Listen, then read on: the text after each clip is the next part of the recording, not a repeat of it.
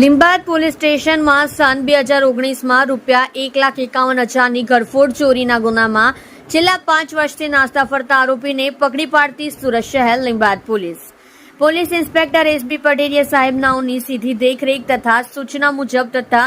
Second police inspector વીએ Jograna સાહેબનાઓના technical માર્ગદર્શનથી ગંભીર પ્રકારના ગુનાઓમાં નાસ્તા ફરતા આરોપી શોધી કાઢવા સારું સર્વેલન્સના પોલીસ સબ ઇન્સ્પેક્ટર જીવી દિહોરા તથા સર્વેલન્સ સ્ટાફના માણસો સાથે પોલીસ સ્ટેશન વિસ્તારમાં પેટ્રોલિંગમાં હતા. દરમિયાન એચસી વિરેન્દ્રસિંહ, રણજીતસિંહ તથા પીસી સાજણભાઈ કાનાભાઈ નાઓએ તેઓના અંગત અને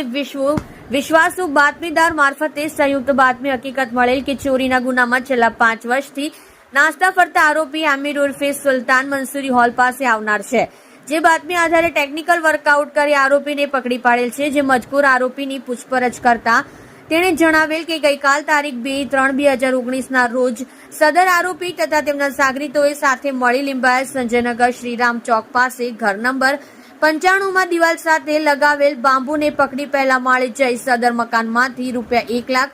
રોકડા તથા સોના ચાંદીના દાગીના મળી કુલ્લે ₹1,51,000ની ચોરી કરી અને સદર ગુનામાં તેમનો એક મિત્ર પકડાઈ જતા પોતે વતન ખાતે ભાગી ગયેલ અને થોડા સમય બાદ ફરી સુરત ખાતે આવી રહેવા લાગેલ અને સદર ગુનામાં આજ દિન સુધી નાસ્તા ફરતા હોવાનું જણાવતા સદર આરોપી આમિર ઉર્ફે